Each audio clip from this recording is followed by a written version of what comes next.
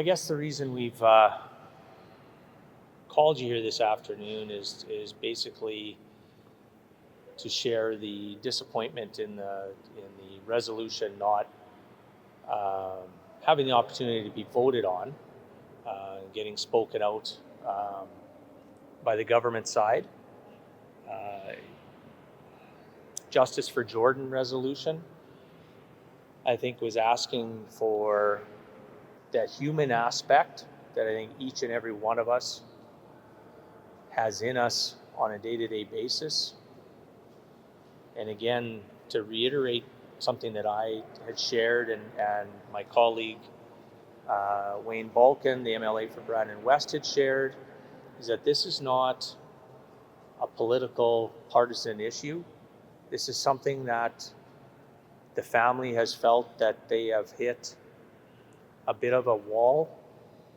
They're looking for some justice for Jordyn, and bringing this forward in a resolution today and basically asking the Attorney General of Manitoba to move Jordyn's case for a second opinion to another jurisdiction with the facts and the evidence brought forward by the Winnipeg Police Service, I think was definitely not something that I think was out of the realm. And as we had mentioned in our couple speeches, this was already, we had a precedent to bring this forward.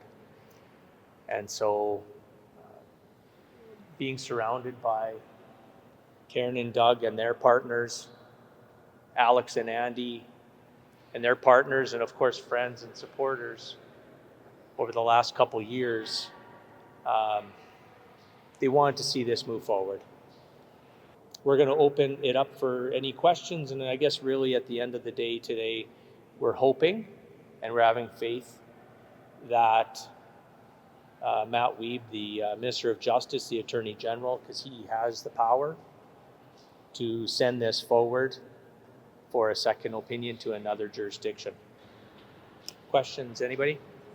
To do that, to send it forward after he's convinced, after having two groups of lawyers from the prosecution's branch review the case file and didn't see any path forward for having a successful prosecution, that he didn't have sufficient reason to do that, and to ask for the independent review without a basis for asking for it legally is something that he can't do as the Attorney General. That it would be, it could be seen to be something that's, bias, showing bias, or having an influence by politics. What do you say to that? So I guess I would like to bounce the question back to you. Is that something that he's just recently said, or has he said that to you in the past? It's been implicit that there isn't enough to move forward on, and that if he says we're going to get an outside review of this, it's in effect undermining the prosecution's branch here, and that's not the same thing as the Nygard case where the outside review decided to go ahead with the prosecution. I think what I say to that is the fact that I think bringing it back to what the family was hoping for was to get that another opinion,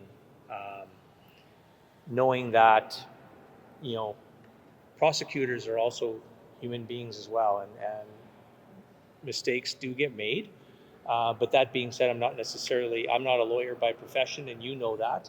Media knows that I'm not a lawyer. But I am a father. I am a parent and, of course, teacher and guidance counselor over many, many years. Worked with families.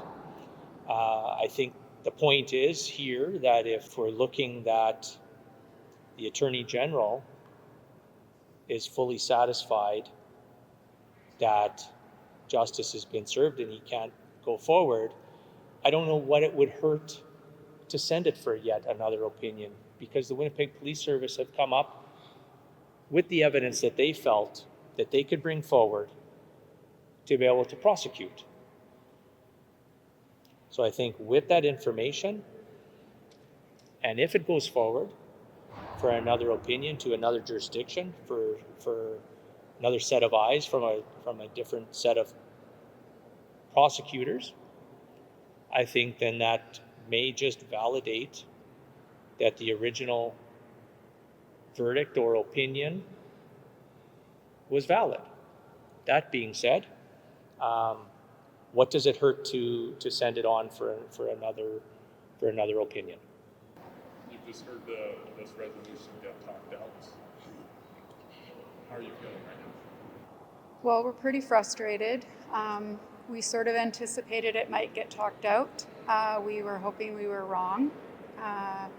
It's difficult for us because we're just asking for a review that is not an internal review. And so I do understand that the Attorney General went back to the prosecutor's office, but that is not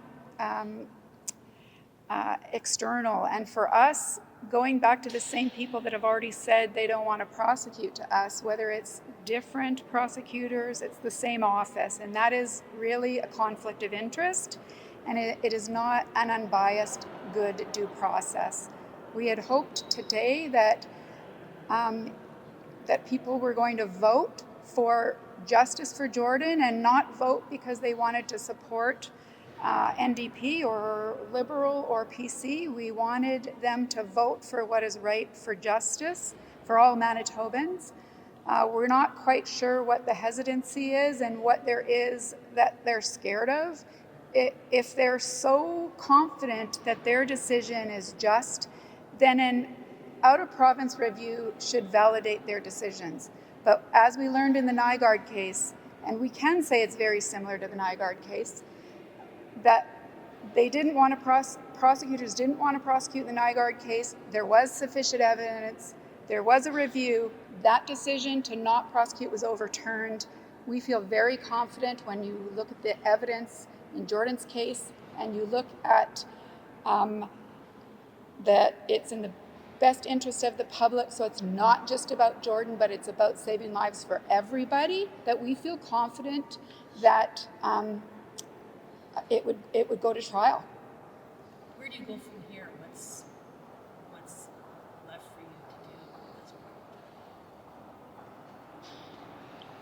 I think right now we just wait and see if the NDP comes back with anything, or perhaps it gets brought up again in the House. The fight isn't over then? Definitely not. Definitely not over. No.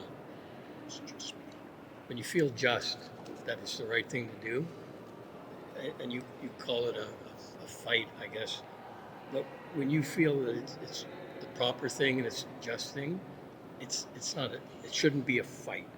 It should just be done. His behavior was criminal, and criminals should be brought to justice. Prosecutors shouldn't be acting as judge and jury. That's not their job. Their job is to look at the evidence, look at a likelihood of conviction, not beyond reasonable doubt. That's for when you get to court. We need an opportunity to get to court so that all of the evidence can be argued from a prosecutor, countered by a defense, but the end decision should be a judge and a jury on whether he is guilty or not guilty, and we need to get there to get justice. Right now, as victims, we're being denied the opportunity to even access the judicial system.